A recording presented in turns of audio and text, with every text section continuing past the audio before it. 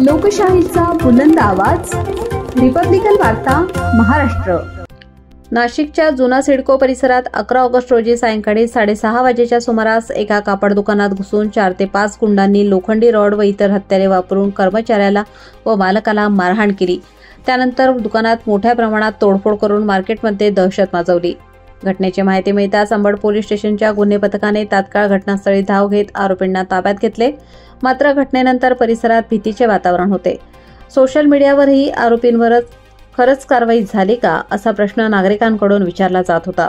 नागरिकांच्या मनातील भीती दूर करण्यासाठी अंबड पोलीस स्टेशनचे पोलीस निरीक्षक मधुकर कड यांच्या मार्गदर्शनाखाली पोलीस अधिकारी सचिन खैरनार, सहाय्यक पोलीस निरीक्षक विलास पडळकर, तपास अधिकारी रौंदळ तसेच पोलीस कर्मचारी योगेश शिरसाट, अनिल गाढवे, मयूर पवार, शिझनकर यांनी 15 ऑगस्ट रोजी सायंकाळी त्या परिसरातूनच गुंडांची धिंड काढली।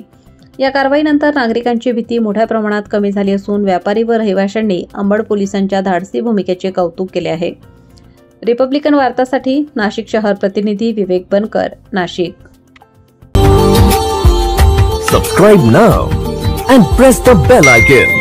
Never miss an update.